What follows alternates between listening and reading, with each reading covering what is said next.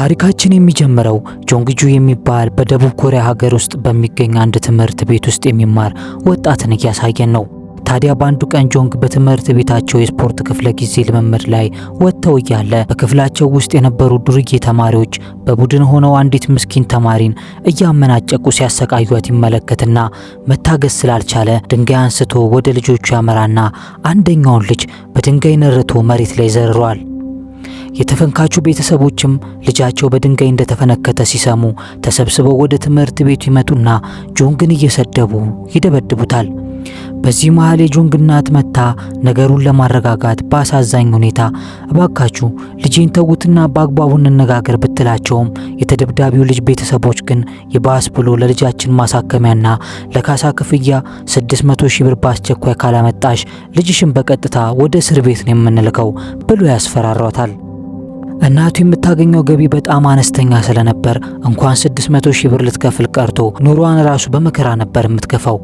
ጆንግ ግን እናቱን ላለማስጨነቅ ሲል እናቴ ምንም አትጨነቂ፣ ብሩን እኔ ራሴ ከየትም አምጥቼ ከፍለዋለሁ ሲላት፣ እናቱም እንዴት አድርገህ ትከፍለዋለህ? ግን ያም ሆነ ይህንን ነገር በፍጹም አባት መስማት የለበትም፣ እሱ ሳይሰማ ነው ጉዳዩን መጨረስ ያለብን ትለዋለች። ጆንግ ግን በዚህ ጊዜ በንዴት ፊቱ ተቀያይሮ ትሰሚኛለሽ፣ የአውሬ ሰው በፍጹም የኔ አባት ሊሆን አይችልም ብሎ ይጮህባታል። ለካ የጆንግ እውነተኛ አባት ገና ትንሽ ልጅ እያለ ለልጁ ምንም አይነት ፍቅርና እንክብካቤ ሳይሰጠው ኃላፊነቱንም ሳይወጣ ጭልጥ ብሎ ጥሏቸው ጠፍቶ ነበር። ያው አስረግዞ ሸምጥጦ ማለት ነው። ስለዚህ እናትየው ብቻዋን ሆና ጆንግን ለማሳደግና የዕለት ጉርሳቸውን ለመሸፈን በጣም ስለተቸገረች በዚህ ጭንቅ ሰዓት ላይ የጆንግን የእንጀራ አባት ታገባለች። እናትየው ይህንን ሰው ያገባችው ወደው ሳይሆን ለልጇ መጠለያና የሚበላ ነገር የምታገኝበት የተሻለ አማራጭ ያገኘች መስሏት ነበር። በወቅቱም ሰውየው መልካም መስሎ ቀርቧት ነበር። ነገር ግን ከጥቂት ጊዜያት በኋላ ያ የዋህ የመሰለው ሰው እውነተኛ ጸባዩ እየተገለጠ መምጣት ጀመረ። ሁልጊዜ ምሽት ላይ ጥንብዝ ብሎ ሰክሮ እየመጣ ጆንግን ያለምንም ምክንያት ይደበድበዋል። እናትየው ምንም እንኳን ልጇ ሲበደል እያየች ልቧ ቢደማም ይህን ሰው ካስቆጣሁት እኔንም ልጄንም አባሮ ጎዳና ላይ ይጥለናል፣ ዳግመኛም ወደ ነበርንበት የችግር ኑሮ እንመለሳለን በሚል የፍርሃትና የስጋት ስሜት ውስጥ ተወጥራለች። እናትየው ከድህነት ለመሸሽ የወሰደችው የተሳሳተ ውሳኔ ለልጇ ግን የገሃነም ደጅ ሆነበት። ጆንግን ሲያየው ብቻ ስለሚናደድ ለብቻው በሩን ቆልፎ ያለገላጋይ ይወግረዋል። ነገር ግን የጆንግጁ የእንጀራ አባትም ሆነ እናቱም ልጃቸው ያንን ልጅ ለምን እንደደበደበው የሚያውቁት ነገር አልነበረም። ጆንግ ይህንን ያደረገው በጣም ለሚቀርባትና እንደ እህቱ ለሚቆጥራት ሐዋን የተባለችን ልጅ ለመጠበቅ ነበር። ጆንግ ሐዋንን ሁልጊዜም እንዳይን ብሌኑ ነበር የሚንከባከባት። ሐዋንን ብትሆን እንደ እውነተኛ ወንድሟ ነበር የምታየው። ግን ይቻላል ወንድና ሴት ሆኖ እህትና ወንድም ሆን ወይስ እኔ በተመታ አስተሳሰብ አስቤው ነው? ከዚያም ጆንግና ሐዋን በትምህርት ቤት ላይ ሳሉ ያ የተደበደበው ልጅ ሐዋንን እያስፈራራ የሴቶችን ዕቃ ሰርቃ እንድታመጣለት ያስገድዳት ነበር። ጆንግም ይህን በሰማ ጊዜ ደሙ ፈልቶ ልጁን ሄዶ ይፈነክተዋል። ግን ይህ ሐዋንን ለመጠበቅ ሲል ያደረገው ነገር በኋላ ላይ ትልቅ ጣጣ መጣበት። አሸባሪና አረባሽ ተማሪ ተብሎም ከትምህርት ቤቱ ተባረረ። በዚያ ላይ ከትምህርቱ ቢባረርም በፈነከተው ልጅ ቤተሰቦች ተከሶ ላለመታሰር የጠየቁትን 600 ሺህ ብር ገንዘብ መክፈል ይኖርበታል። ከዚህ በኋላ ጆንግ የካሳ ገንዘቡን ለመክፈል ቀን ከሌት ገንዘብ አገኝባቸዋለሁ የሚላቸውን ስራዎች በሙሉ መስራት ይጀምራል። ነገር ግን የጆንግ መከራ በዚህ ብቻ አላበቃም። እነዛ በትምህርት ቤት ውስጥ በቡድን ሆነው ተማሪዎችን የሚያሰቃዩት ልጆች በበቀል ስሜት ተሞልተው ጆንግን ከስራ ወደ ቤቱ ሲመለስ መንገድ ላይ አድብተው ይጠብቁትና ደም በደም እስኪሆን ድረስ ወቅተውት ይሄዳሉ።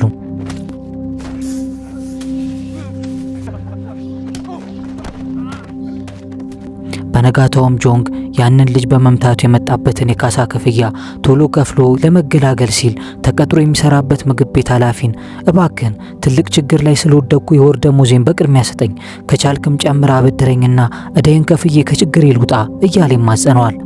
ነገር ግን አሰሪው እኔ አባት መሰልኩ እንዴ? እንደዚህ አይነት ጥያቄ እኮ አባትን የሚጠየቀው ብሎ እያፌዘ ይመልስለታል።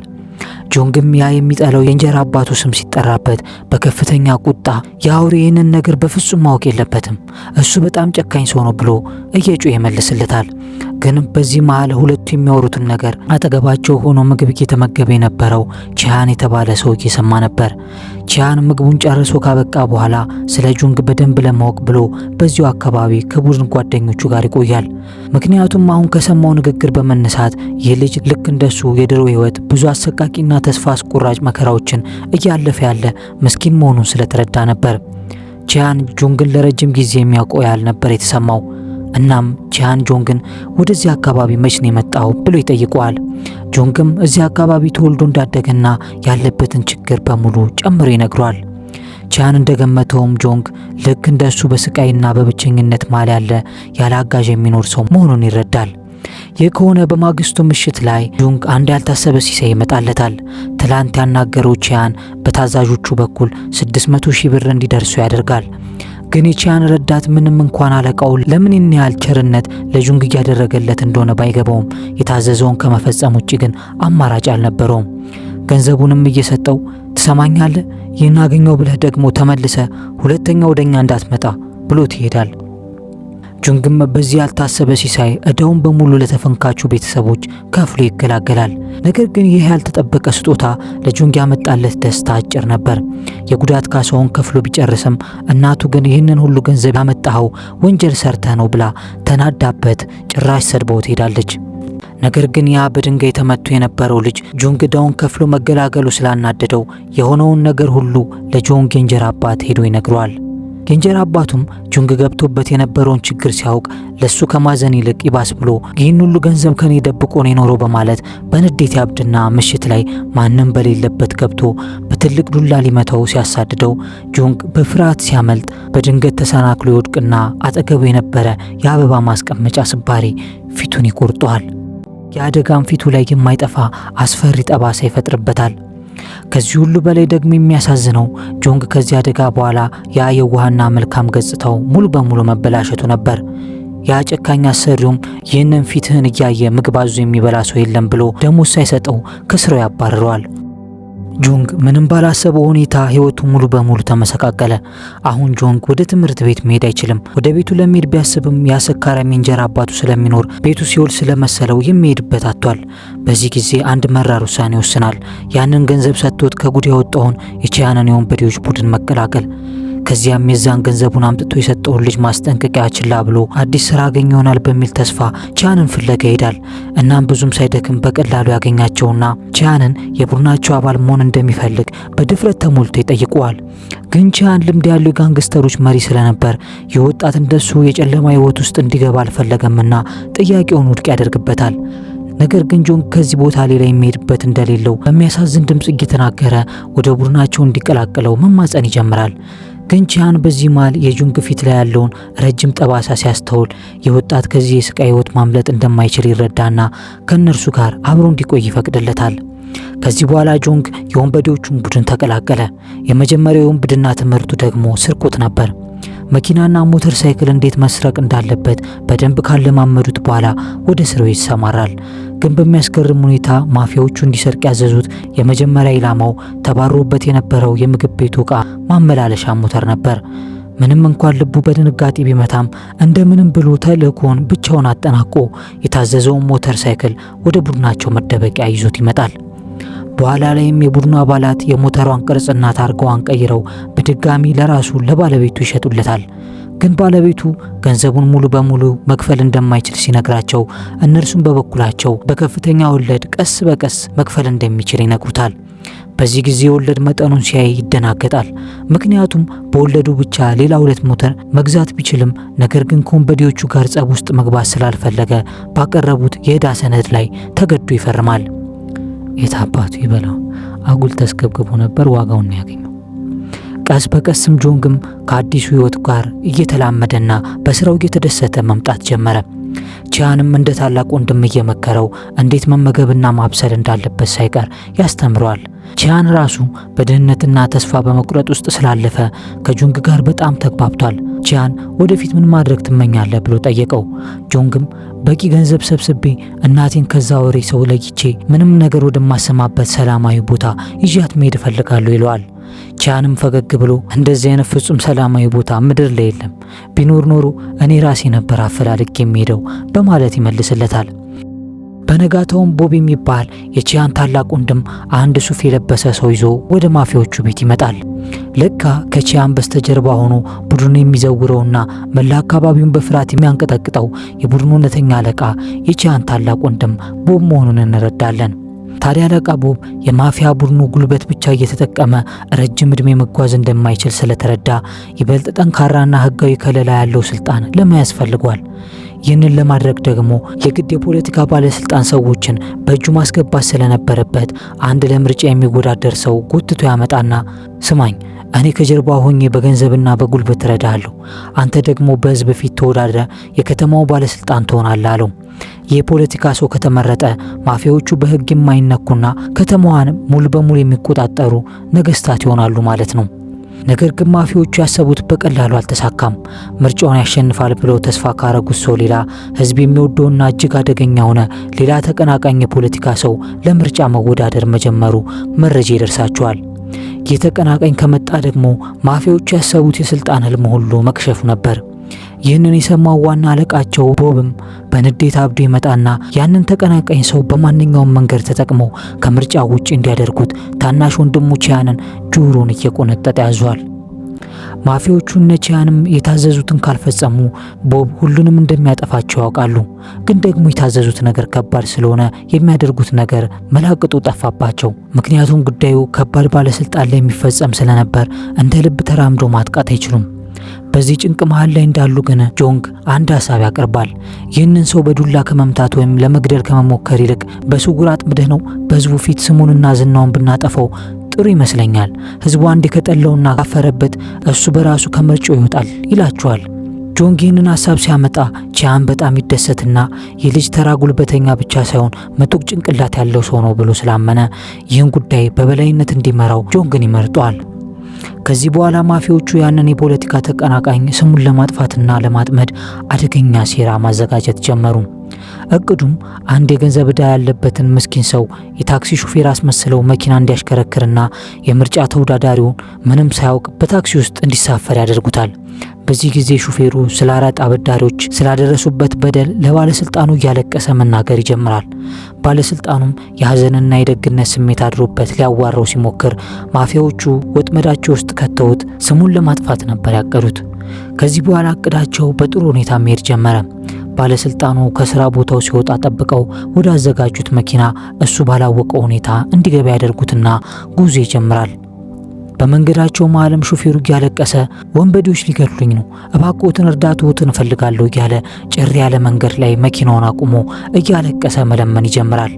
በዚህ ጊዜ መኪናው የኋላ ኮፈን ውስጥ ተደብቆ የነበረው ጆንግ አጋጣሚውን ይጠቀምና መኪና ውስጥ ገብቶ ባለስልጣኑን አፉን በኬሚካል አፍኖ ራሱን እንዲስት ያደርገዋል።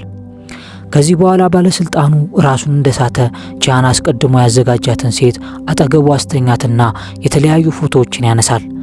አሁን ማፊያዎቹ ያንን ባለስልጣን ይህንን ፎቶ ለህዝብ እንዳናወጣብህ ከምርጫው ራስን አግልል ብለው የሚያስፈራሩበት ትልቅ መሳሪያ በእጃቸው አስገብተዋል። ከዚያም ቺያን እቅዳቸውን እንዲፈጽሙ ለረዳቸው ሹፌር ትንሽ ገንዘብ ሰጥቶት ከቀጣዩ ወር ጀምሮ የሚከፍለው ወለድ እንደሚቀንስለት ይነግረውና ነገር ግን የሚቀርበት ገንዘብ አሳስቶት በቃ ትቼዋለሁ፣ እንደውም በነበረው መክፈልን ትቀጥላለህ ይለዋል። ቺያን ይህን ምስኪን ሹፌር ይህን ወንጀል ስራ ያሰሩት እኛ ጋር ያለ ዕዳ ይቀንስልሃል ብሎ የነበረ ቢሆንም አሁን ግን ቃሉን አጥፎ ዕዳው ባለበት እንደሆነ ሲነግረው ሹፌሩ በንዴት ያብዳል።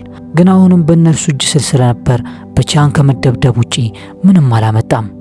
በዚህ ድርጊትም ጆንግ እየተከተለው ያለው መንገድ ምን ያህል ጨካኝ መሆኑንና ማፊያዎቹ ሰዎችን እንደፈለጉ ተጠቅመው እንደሚጥሏቸው በአይኑ ይመለከታል።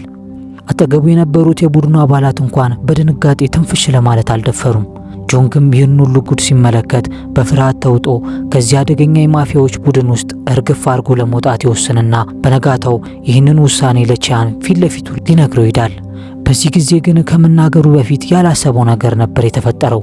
ቺያን በህይወቱ ሁሉ አይቶት የማያውቀውን ብዙ የገንዘብ እስር ከካዝና አውጥቶ ጠረጴዛ ላይ ያስቀመጠ። ስፈልግ ነበር የመጣው ጆንግ፣ ይህ ለሰራው ስራ የተሰጠ ቦነስ ነው ብሎ ይሰጠውና ከዚህ በተጨማሪ አንድ እስር ኪስ ባዶ እንዳይሆን ብሎ ይጨምርለታል። ይህ ሁሉ የገንዘብ ክምር ላንተ ነው ሲባል ጆንግ ማመን አቃተውና ቡድኑን ጥሎ ለመውጣት ያሰበውን ሁሉ እርግፍ አርጎ ትቶ ከእንዲህ አይነት ቡድን ጋር መስራት እንዴት ተብሎ ይተዋል በማለት ሀሳቡን ይቀይራል። ከዚያም ቻን ልትነግረኝ ያሰብከው ነገር ምንድን ነበር ብሎ ሲጠይቀው ጆንግን በፍጥነት አረ ምንም የለም ያው ስጠፋብኝ ለሰላምታን የመጣሁት ብሎ ያስቀይሰዋል።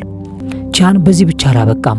ለጆንግ ያለውን አሳቢነት ለማሳየት ሲል ከዚህ በፊት በትምህርት ቤት ፈንክቶት የነበረው ግን ከጓደኞቹ ጋር መንገድ ላይ እየጠበቀ ያሰቃየውና ይደበደበው የነበረውን ያንን ጉልበተኛ ልጅ የማፊያው አባላት ሄደው አይለመደኝም ማሬን ጆንግ እስኪል ድረስ አፈር እንዲያስገጡት እንዳዘዛቸው ይነግረዋል። በዚህም ጆንግን ለቅናት በቀሉን ለመወጣት እያሰበ ስለነበር ቻንን አመስግኖ ወደ ማፊያ ጓደኞቹ ጋር ይመለሳል። ነገር ግን ይህን የቻን ትዕዛዝ ረዳቱ በፍጹም አልተቀበለውም። ጆንግ ወደዚህ ቡድን ገና ከመምጣቱ ነበር የጠመደው። እናም የትናንት የመጣ ተራ የድሃ ልጅ እንዴት በቻን ዘንድ እንዲህ ያለ ልዩ ክብር ያገኛል የሚል የቅናት እሳት በውስጡ መንደድ ጀምሯል። እናም ቡድኑ ተሰብስቦ እየተመገበ ሳለ ጉልበቱን ለማሳየት ጆንግ ጋር በተቀመጠበት ሄዶ ምግቡን ይደፋበታል። ግን ጆንግ መልሶ ከመደባደብ ይልቅ ንቆት እጁ ላይ የነበረውን ምግቡን መብላቱን ይቀጥላል። ጆንግ ይህንን ያደረገው ፈርቶት ሳይሆን በስሜት መነዳት ጥፋትን እንደሚያመጣ ስላወቀና በትዕግስት ማሳለፍን ስለመረጠ ነበር። ይህንን ትዕይንት ደግሞ የቻን ታላቅ ወንድምና የወንበዴዎቹ ቁንጭ የሆነው ቦብ እየተመለከተው ነበር። ቦብ የጆንግን ድርጊት ሲመለከት በጣም ነበር የተገረመው። ይህ ልጅ ጥፊ ሲያርፍበት እንኳን ስሜቱን መቆጣጠር የሚችል በትዕግስት ውስጥ ትልቅ በቀልን መውለድ የሚችል አደገኛ ነው ብሎ አምኗል። ይህ የጆንግ ጁ ለየት ያለ ጸባይና ብስለት በትልቁ አለቃ ልብ ውስጥ ትልቅ ግምትን እንዲያገኝ አደረገው። ቦብም ይህንን ወጣት ወደፊት ለትልልቅና ለአደገኛ የማፊያ ስራዎች በደንብ ይጠቅመኛል ብሎ ይወስናል። ይህ በእንዲህ እንዳለ በነጋታው ከዚህ ቀደም ውለታ የዋላላቸውና የማፊያዎቹ ዕዳ ያለበት ያ ምስኪን ሹፌር ወደ ቺያን መጥቶ አሁን ላይ ዕዳውን መክፈል ቀርቶ የታመመ ልጁን ራሱ የሚያሳክምበት አቅም ስላጣ ብቸኛ የገቢ ምንጩ የሆነችውን ሞተር ሳይክሉን እንዲመልሱለት እያለቀሰ መለማመን ይጀምራል። ቺያን ግን ምንም እንዳልተፈጠረ ሲጋራውን እያጨሰ በዝምታ ነበር የሚመለከተው። ዕዳውን መክፈል ተራራ እንደ መግፋት የከበደው ይህ ምስኪን አባትም በከፍተኛ ጭንቀት ውስጥ ራሱን ከጠረጴዛው ጋር እያላጋ ይህንን የማያልቅ ዕዳ ከምከፍል በሞት ይሻለኛል እያለ ራሱን ሊያጠፋ ይሞክራል። ግን ባጠገቡ ቆሞ ሲመለከት የነበረው ሩህሩህ ጆንግ በፍጥነት መጥቶ ያስቆመዋል። የሰውየው ሁኔታን በጣም ስላሳዘነው በዚያው ምሽት ማንም ሳያየው በድብቅ እነ ቺያን ወስደውበት የነበረውን ሞተር ሳይክሉን ይመልስለታል። በቀጣዩ ቀንም ጆንግ እናቱና ያቺ እንደቱ የሚያያት ልጅ ሐዋንን ለመጠየቅ ወደ ቤቱ ይመለሳል። በዚያም ጓደኛው ሐዋንን አግኝቷት የት ሄዱ እንደጠፋ ስትጠይቀው ጆንም ምስጢረኛው ስለነበረች ምንም ሳይደብቅ የተፈጠረውን ነገር ሁሉ ያጫውታት ጀመር። ነገር ግን በመሃል ሳያስቡት የጆንግ ጨካኙ የእንጀራ አባት ድንገት ይመጣባቸዋል። ይህ ሰው አሁንም ምንም አልተቀየረም። ቀኑን ሙሉ ጠጥቶ ሰክሮ ነበር የመጣው። በዚያ ላይ ጆንግን ሲያየው ይህን ቀን ሁሉ የትም ስታውደለድል ከርመ ደፍረ ትመጣለህ? እንዴት ብትንቀኝ ነው ብሎ ንዴቱን በሙሉ ሊያበርድበት ይሞክራል። ነገሩ እየከፋ ሲመጣ ጆንግ ወደ ውጭ ሊያመልጥ ሲል ግን በሩ ላይ የማፊያ ቡድኑ አባላት ቆሞ ያገኛቸዋል። ከዚያም ሳይታሰብ አለቃ ቺያንም ብቅ ይላል። የእንጀራ አባቱም በንዴት እነማን ናችሁ? ምን ፈልጋችሁ ነው የመጣችሁት? ብሎ አጉል ለማስፈራራት ይሞክራል። ግን ቺያን አንዳችም ቃል ሳይተነፍስ በአስፈሪ ዓይኖቹ ትኩር ብሎ ሲመለከተው ሰውየው ከመቅጽበት ስካሩ ብን ብሎ ጠፍቶ በምትኩ ፍርሃት ሲወሮ ይሰማዋል። ቺያንም ለሰዎቹ አሳልፎ ሰጥቶት ጆንግን ለብቻው ሊያዋራ ይወስደዋል። ለካ በድብቅ ሞተር ሳይክሉን ለዛ ሹፌር እንደመለሰ አውቀውበት ነበር ወደዚህ የመጡት። ቺያንም እንደ መሪ የራሱ የሆነ ጥብቅ ሕግ ስላለው ለጆንግ የማይረሳ ትምህርት ሊሰጡ ይወስንና ጥፍሩን በፒንሳ ሊነቅልለት እጁን ይዟል። ቺያን ጆንግን አይዞ ቶሎ ያልቃል፣ እሺ ትንሽ ታገስ እያለ ያጽናናው ነበር። በዚህ ወንጀለኞች ዓለም ውስጥ ለሰራ ሰው ሽልማት፣ ላጠፋው ደግሞ ቅጣት መስጠት ግዴታ ነበር። ምክንያቱም መሪው ሕጉን ካላስከበረ ሌሎች አባላት አይታዘዙትምና። ግን ቺያን በፒንሳ የጆንግን ጥፍር ሊነቅል ሲል የጆንግ የስቃይ ፊትና ልመና ልቡን ነካው እና ልክ እንደ ጆንግ የተሰቃየበትን ጊዜ አስታወሰው። ጆንግ የራሱ የድሮ ማንነት መሆኑን ስለተረዳ ከዚህ በላይ ሊያሰቃዩ አልደፈረም። ግን ደግሞ ሕጋቸው መፈጸም ነበረበት። በዚህም የተነሳ ቺያን ውሳኔውን ቀይሮ ፒንሳውን ያዞርና የራሱን ጥፍር ነቀለው። ይህን ያደረገው ምህረት ማድረግ ራሱ እንደሚያስቀጣና ህጋቸው ምን ያህል መራራ እንደሆነ ሊያሳየው ፈልጎ ነው። ከዚያም አንድ ጊዜ ልምርህ እችላለሁ፣ ግን ሁሌም እንደዚህ ያልፈኛል ብለህ እንዳታስብ ብሎ ያስጠነቅቀዋል። ከዚህ ክስተት በኋላ ጆንግ የድሮ ማንነቱን ጥሎ ወደ ጨካኝ አውሬነት ተለወጠ። ጆንግ በዚህ ዓለም ላይ ለመኖር ግዴታ ጨካኝ መሆን እንዳለበት፣ ካለበለዚያ ግን በተኩላዎች እንደሚበላ ተረድቷል። ከዚህ በኋላ በቀጥታ ሄደው ደሞዙን ሳይከፍለው ከስራ ወደ አባረረው የድሮ አሰሪው ጋር ነበር። ለብቻው አግኝቶትም እጁን በፒንሳ ነቅሎለት ይህ ላጠፋው ጥፋት ትምህርት ነው ብሎ ጥሎት ሄደ። ከዚህ በኋላ ቺያን ጆንግን ለብቻው ወደ ከተማው ዳርቻ ይዞት ወጣ። ቺያን ለምን ለጆንግ እንደሚያዝንለት ለመግለጽ የራሱን የልጅነት ታሪክ ያወቀው ጀመር። ቺያን ሕፃን ልጅ እያለ ወላጅ አባቱ ልክ እንደ ልጅ ሳይሆን እንደ ገንዘብ ማግኛ ሰራተኛው ብቻ ነበር የሚያየው። አባቱ ጨካኝና ሰነፍ ስለነበር ቺያንን በግዴታ በጧት እየቀሰቀሰ በዛ በብርድ ሐይቅ ውስጥ እየገባ አሳ እንዲያጠምድ ያዘው ነበር። አንድ ቀን ግን ቺያን በውሃ ውስጥ እያለ ከባድ አደጋ አጋጠመውና ሊሰምጥ ምንም አልቀረውም። በዚህ የጭንቅ ሰዓት ግን አንድ ደግ አሳ አጥማጅ ደርሶ ከውሃ ውስጥ አወጣውና ሕይወቱን ያተርፍለታል። ነገር ግን በዚያ ግርግር ውስጥ የአሳ ማጥመጃው መንጠቆ ተተብትቦበት ስለነበር ጆሮ ትንሽ ተቆርጦ ነበር የወጣው። ቺያንን ሁሉ መከራ ደርሶበት ከሰዓታት ስቃይ በኋላ ወደ ቤቱ ይመለስና በእንባ ተውጦ አባቱን እኔ እዛ ውሃ ውስጥ ሰምጬ ልሞት ስል አንተ የት ነበርክ? ለምን ልትፈልገኝ እንኳን አልመጣም ብሎ ጠየቀው። አባቱ ግን ለማስመሰል ብሎ እንኳን አልደነገጠም። የልጁን ጆሮ መቆረጥና መጎዳት ቅንጣት ታህል ስሜት ሳይሰጠው እንደውም በደም የተጨማለቀውን ልጁን እያየ አሁኑን ወደ ውሃው ተመልስና አርፋ አሳህን አጥምድ፣ ብዙ ገንዘብ እያስመለጥከኝ ነው ብሎ በጭካኔ ያባረረዋል። በዚህ ጊዜ ቺያን አባቱ ምንም እንደማይወደውና እዚያ ቤት ውስጥ መኖር ከቀጠለ ሞቱ እንደሚፋጠን ይረዳና ያንን ሕይወቱን ያተረፈለትን ደግ አሳ አጥማጅ ተከትሎ ለመጥፋት ይወስናል። የሚገርመው ነገር ደግሞ ያን ያዳነው ደግ አሳ አጥማጅ በአሁኑ ሰዓት የማፊያ ቡድኑ ትልቁ አለቃ የሆነው ቦብ ነበር። ከዚያም አንድ መንጠቆ በእጁ ይዞ እያሳየው አየህ፣ የኔም ሕይወት እንደዚህ ነው። አንድ አሳ በመንጠቆ ከተያዘ በኋላ የፈለገውን ያህል ቢወራጭ ከአሳ አጥማጁ እጅ ማምለጥ እንደማይችለው ሁሉ ከአባቴ ጨካኝ እጅ ባመልጥም አዳነኝ የምለው ማፊያ የሚያስገባኝ ወደ ሌላው የጭካኔ ዓለም ውስጥ ነው አለው።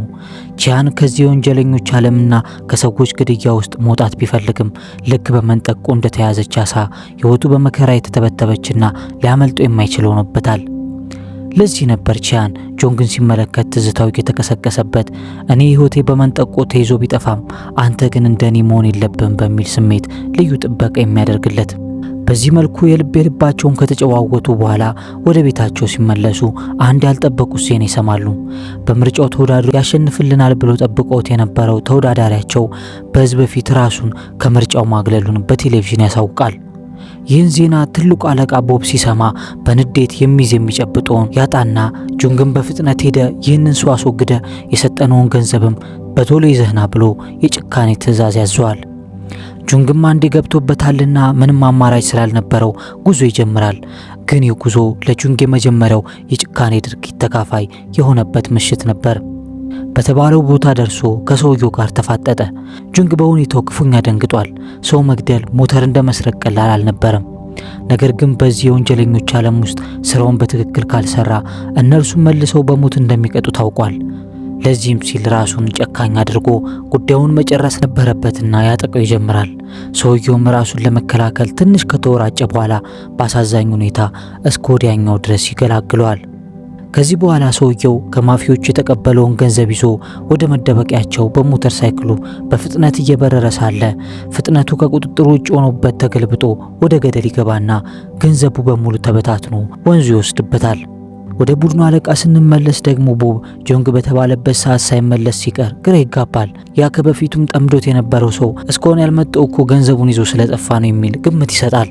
ይህን ግምት ሲሰማ አለቃው ቦብ እውነት መስሎት ጆንግ የትም ቢሆን ተፈልጎ በተገኘበት እንዲገደል፣ ለሰዎቹ ሞቶ ከሆነ አስከሬኑን ይዘው እንዲመጡ፣ በሕይወት ካለ ደግሞ አንድ እጁን ቆርጦ እንዲያመጡለት የሚል የማያዳግም ትዕዛዝ ያወርዳል። ወደ ጆንግ ስንመለስ ደግሞ እንደምንም በስቃይ እየታገለ ወደ ከተማው ሲመለስ ነገሩ ሁሉ ተገልብጦ ሁሉም ሰው እሱን ለመያዝ በየቦታው እየፈለገው መሆኑን ይመለከታል። ጆንግ ያንን ሁሉ ገንዘብ በመጣሉ ማፊያዎቹ እንደሚገድሉት ስላወቀ ያለው ብቸኛ አማራጭ ጥሎ መጥፋት ብቻ ነበር።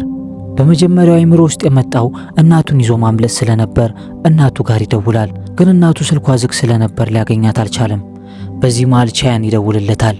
ጁንግም ወዲያውኑ ስልኩን አንስቶ ገና ምንም ሳይጠይቀው የተፈጠረውን ነገር በሙሉ ነገረውና ከመካከላቸው አንድ የሆነ ሰው ሞተሩን በድብቅ እንዳበላሸበት ይነግረዋል። በዚህ ጊዜ ቺያን በዝምታ ይዋጣል። በልቡ ይህንን ያደረገው የራሱ ረዳት እንደሆነ ይጠራጠራል። ግን ጆንግን ስለሚወደው ገንዘብ አሰባስቦለት እዳውን ለመክፈል ሊረዳው ያስብና ለአለቃው ቦብ የተፈጠረውን ነገር ሁሉ ሊያስረዳለት ይሞክራል። ቦብ ግን በጭራሽ የሚነግረውን ነገር ሊሰማው አልፈለገም። ግን የቺያን ልዩ ደግነትና ለጆንግ የሚያሳየው መልካምነት በቡድን ውስጥ ለነበረውና ጆንግን ለሚጠላው ሰው ጨርሶ አልተመቸውም። የወንበዴ ውስጡ በቅናት እየተቃጠለ ለቺያን የትናንት የመጣ ልጅ ከኔ በላይ ተመርጦ እሱን ብቻ የምታስቡት ለምንድን ነው በሚል የበታችነትና የክፋት ስሜት ይጠይቀዋል። ቺያንም በበኩሉ ሞተሩን የሰበርክበት አንተን አይደል ብሎ ጠየቀው።